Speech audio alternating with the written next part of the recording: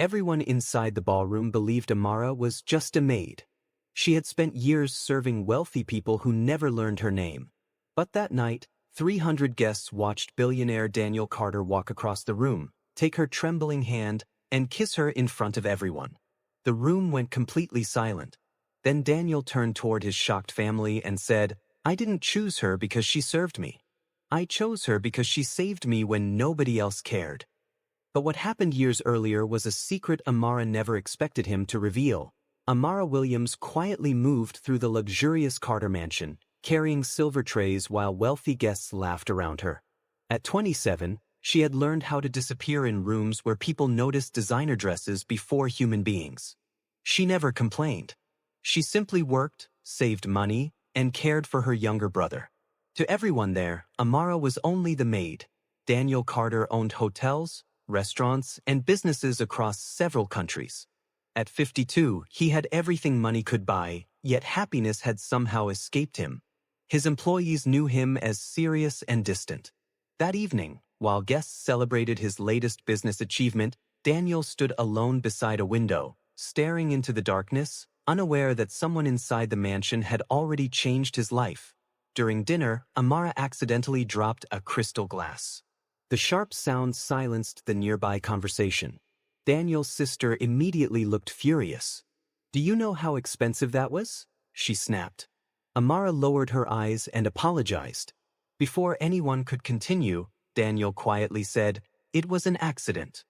Amara looked up, surprised that the billionaire had defended her. Later that night, Daniel noticed Amara sitting alone near the kitchen entrance. She was counting small bills inside an old envelope. Daniel asked if everything was all right. She quickly smiled and said yes. He didn't believe her. Amara finally admitted she was saving money for her younger brother's education. Daniel was impressed by her sacrifice but said nothing. Weeks later, Daniel returned home after receiving devastating news about a business partner. Exhausted and emotionally broken, he walked toward his private study. Suddenly, he collapsed in the hallway. Several employees froze in fear. Amara ran toward him without hesitation. She called emergency services, stayed beside him, and held his hand until help arrived. Daniel woke in the hospital the next morning. Amara was sitting quietly beside the bed. He stared at her in confusion. "Why did you stay?" he asked. Amara smiled softly. "Because you were alone." Daniel looked away. Nobody had ever answered his loneliness with kindness. For the first time in years, he felt genuinely seen. After Daniel returned home, he started noticing Amara differently. Not because she was beautiful, although she was, but because she treated everyone with the same respect. She greeted security guards, helped kitchen workers, and remembered birthdays nobody else cared about.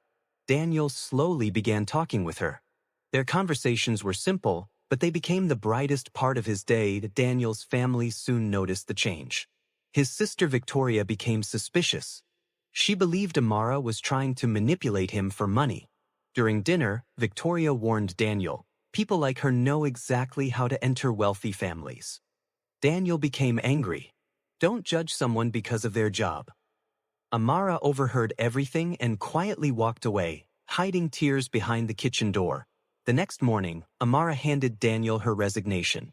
She explained that she didn't want to become a source of conflict within his family. Daniel asked whether someone had hurt her. She shook her head. "I just don't want my presence to destroy your relationships." Daniel stared at her, realizing she was willing to walk away even when staying could have benefited her. Before leaving, Amara accidentally dropped an old envelope. Daniel picked it up and saw his own name written across the front. Amara immediately grabbed it. Daniel asked what it meant. She refused to explain. He could see fear in her eyes. "Please forget you saw that," she whispered. But Daniel knew the envelope contained a secret connected to his past. Daniel eventually discovered that Amara had once worked at a small community center. Years earlier, after his father's death, Daniel had secretly visited the center while struggling with grief. Someone had spoken to him that night, encouraging him not to give up. Daniel had forgotten the person's face. The voice, however, sounded strangely familiar. Daniel confronted Amara privately. "Were you there that night?" he asked. Amara became silent. Tears filled her eyes. Finally, she nodded. She remembered a broken young businessman sitting alone on a bench, crying after losing his father. She had told him, "Your life is not over because someone you love is gone." Daniel realized Amara had saved him before she ever became his maid. Daniel asked why she had kept the secret. Amara explained that she never wanted his gratitude to become her opportunity. She had recognized him when she started working at his mansion but chose silence. "You didn't owe me anything," she said. Daniel was stunned. In a world where everyone wanted something from him, Amara had wanted absolutely nothing. Their relationship slowly changed. Daniel began inviting Amara to dinner, not as an employee, but as a friend. They talked about childhood dreams, painful memories, and the lives they wished they had lived. Amara made Daniel laugh again. Daniel encouraged Amara to believe in herself. Neither realized how deeply their friendship had already become something much stronger. Victoria confronted Daniel. She demanded that he choose between his family and Amara. "You cannot seriously be considering marrying a maid," she said. Daniel calmly replied, "I am not considering marrying a maid. I am considering marrying the woman who knows my heart better than anyone." Victoria stormed away, warning him that the family would never accept it. Amara became frightened by the attention. She had never wanted luxury or fame. She worried people would say she had trapped Daniel for his fortune. One evening, she told him she could never marry him if he regretted it later. Daniel held her hands and said, "I have regretted many business decisions. Loving you is not one of them." Daniel planned a private proposal away from cameras and reporters. He took Amara to the community center where they had first met years ago. With tears in his eyes, he knelt and asked her to build a life with him. Amara covered her mouth in disbelief. Then she whispered yes. For once, her tears came from happiness. When Daniel announced their engagement, the news spread quickly. Newspapers and social media called it an unusual billionaire romance. Some praised their love while others mocked the relationship. Amara tried to ignore the criticism. Daniel publicly stood beside her, refusing to hide. But his family remained divided, and Victoria secretly planned to expose what she believed was Amara's hidden motive. At a family gathering, Victoria placed financial documents on the table. She accused Amara of secretly taking money from Daniel. Everyone stared at her. Amara was shocked. Daniel examined the documents carefully and discovered something strange. The bank account belonged to Amara's brother, but the deposits were not from Daniel. They came from Amara's own salary and years of savings. Daniel learned Amara had been working multiple jobs for years to keep her brother in school. She had never asked Daniel for financial help. Even when Daniel offered, she initially refused. "I wanted my family to survive because of my work, not because of your money," she explained. Daniel's eyes filled with tears. Her dignity touched him more deeply than wealth ever could. The wedding day finally arrived. 300 guests gathered inside a magnificent ballroom decorated with white flowers and golden lights. Amara walked through the doors wearing a simple but breathtaking gown.